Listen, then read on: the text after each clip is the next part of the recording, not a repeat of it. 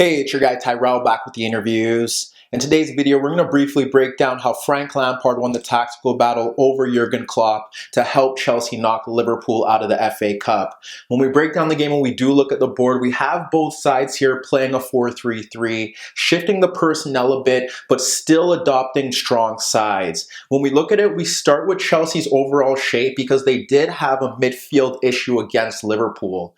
When you assess how Chelsea are lined up, you have Barkley and Kovacic as the midfield shuttlers, and you have Gilmour as the holding midfielder. So when you really look at it, it should be pretty simple for Chelsea here. You should have Ross Barkley dealing with Jones, Lallana against Kovacic, and then you have the option of either having Gilmour step out to Fabinho. You can have Giroud sit on Fabinho if he's not stepping to the center backs. And if you don't want to do that, then you can have one of the midfield shuttlers step out to Fabinho and then have Gilmour shift across. And we did see that on the rare occasion, but the biggest concern Lampard had with that midfield battle was the movement of Minamino, because when you look at Liverpool's overall attacking structure, you have the fullbacks who can push forward, but Willian and Pedro were doing a good job of tracking them, sometimes pushing back Chelsea into a 6-3-1 out of possession, which has been successful for opposing sides against Klopp. Nevertheless, in those attacking zones, you have Origi who struggled to beat Azpilicueta in 1v1 battles, and Mane was floating across the pitch, but struggled to get involved on a consistent basis. That leaves Minamino up front, and Minamino didn't really look to occupy the center backs, but he often looked to drop off into midfield to make it a 4v3 battle. So that forces Gilmour to stay put in that deeper midfield zone to track the movement of Minamino, and that's where we saw variations of Chelsea looking to close down this Liverpool midfield. For instance, if we had Ross Barkley having to shift out to Robertson because Willian was caught near Van Dijk, then that would see Kovacic shift across to Fabinho, and we would have Pedro drop off towards Lallana.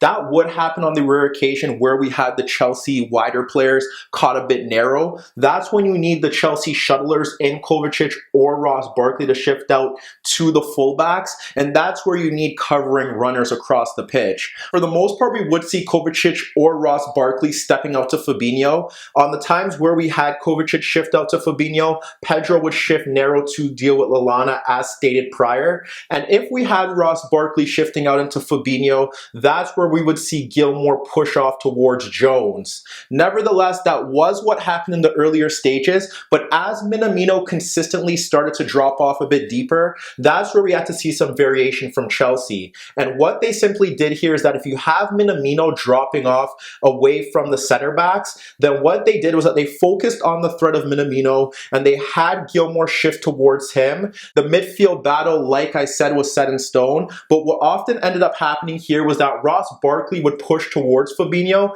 and that leaves Curtis Jones free, looking to push forward to receive the ball between the lines. But if you have Minamino taken out of the game by Gilmour, that allows Rudiger or Zuma to step into the path of Curtis Jones if he does receive the ball in Chelsea's third. And there were also times where we ended up seeing Azpilicueta step in, and that's how Chelsea looked to cope with Liverpool's attempt to overload the midfield zone.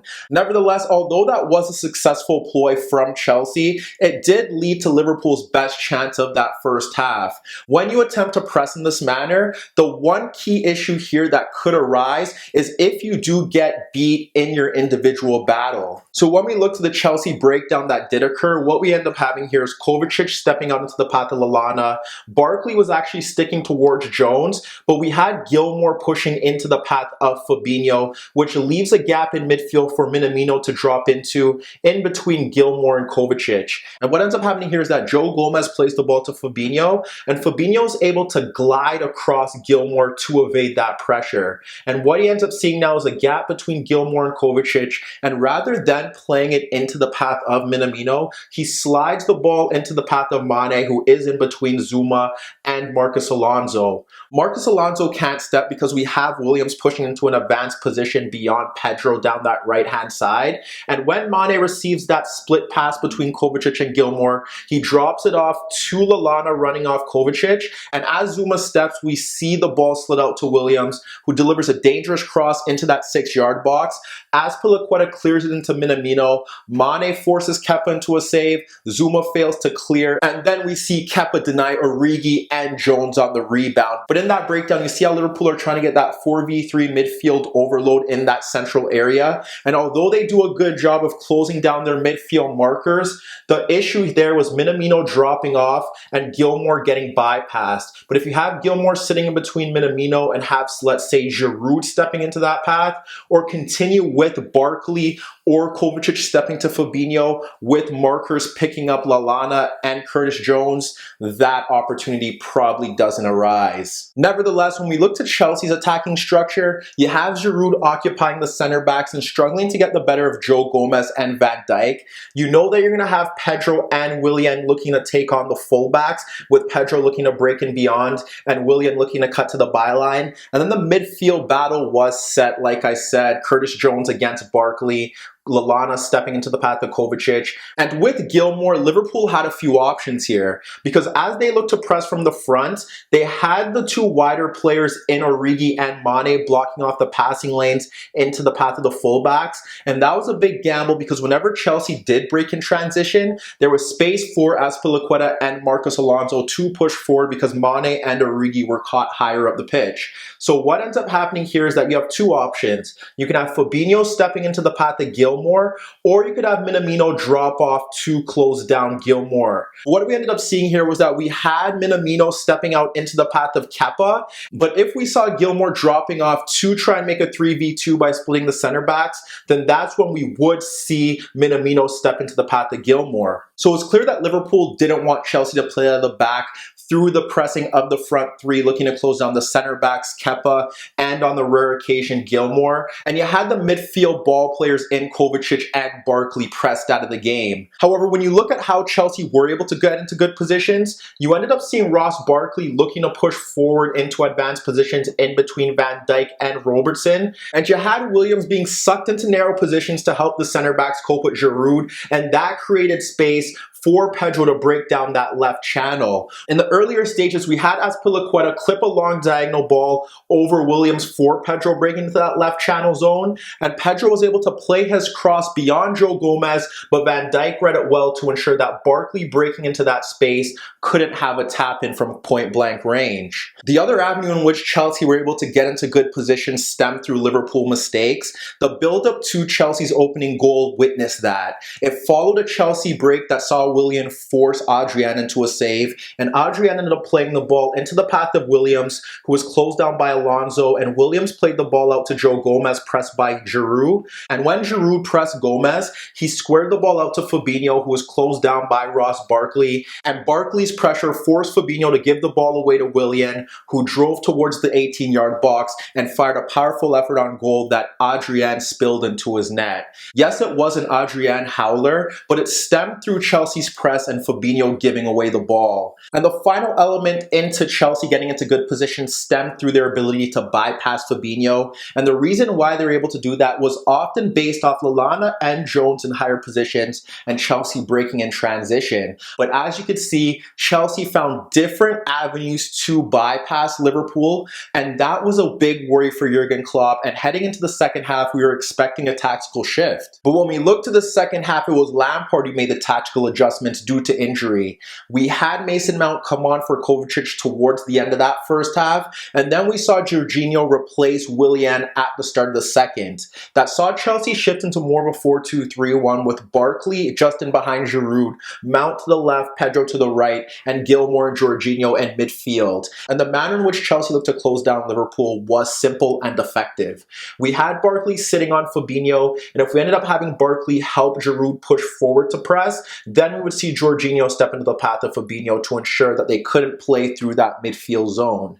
Nevertheless, you have Barkley sitting on Fabinho, you have Gilmour tracking the movement of Lallana, and that meant that Jorginho had to stay central to cope with the threat of Minamino dropping off a bit deeper. That does leave Curtis Jones as the spare midfielder, but there were times where we ended up seeing Pedro shift into that zone to close down the Liverpool advanced midfielder.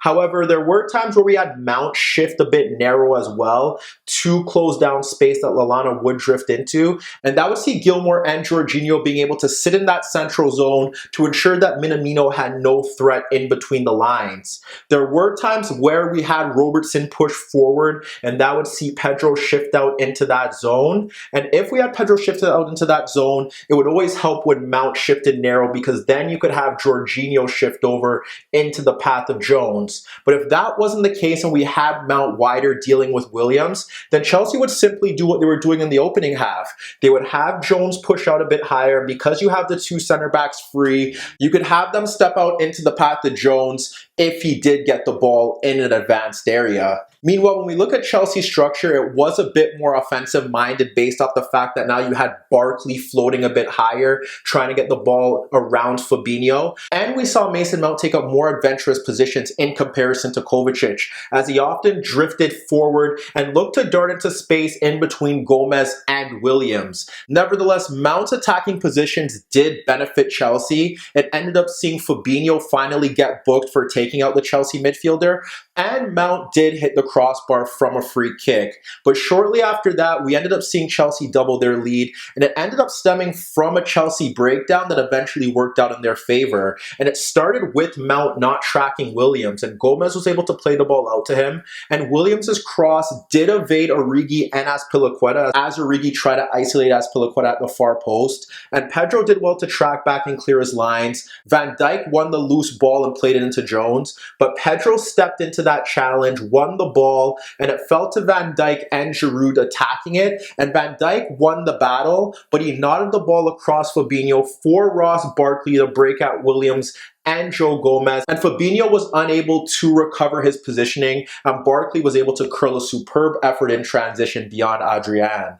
Chelsea should have built on their lead shortly after that, and Pedro was able to go on a 1v1 break against Adrian from his own half, but he was denied by the goalkeeper. We ended up seeing Klopp turn to Firmino, Milner, and Salah, and following that goal in the latter stages of the game, we saw Chelsea identify another route to goal through Liverpool's backline. They looked to exploit space in between Williams and Gomez by playing long balls over the top. When you break down the game as a whole, Chelsea won the tactical battle here. They were organized and disciplined out of possession, and going forward to press, they stifle Liverpool's ability to dominate that midfield zone and create an ample amount of chances. Whereas when you look at Chelsea going forward, they were able to find various routes to goal. Yes, they did benefit from Liverpool making mistakes, but they constantly bypassed Fabinho. They found crossfield switches into the path of Pedro, and then they were able to find the gap in between Williams and Gomez, and frankly should have increased on their lead.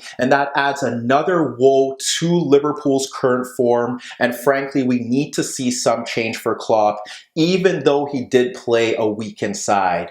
But let me know what you guys think. Are Chelsea favorites to win the FA Cup? And what changes do you think Jurgen Klopp has to make to get Liverpool back to winning ways? Meet me in the comments below. Don't forget I upload videos every day, and don't forget to subscribe to my channel. And once again, if you like this video, make sure to give it a thumbs up. And that was your daily dose of the interviews. Hi everybody, thanks for watching, and subscribe here for your latest tactical analysis and daily commentary on the Interview show. And if that wasn't enough, don't forget you could find more organic, unfiltered soccer/football analysis on the Interviews podcast, the best soccer/football podcast in the world, available on iTunes, Spotify, iHeartRadio, Spreaker, and any Android apps on your Android devices.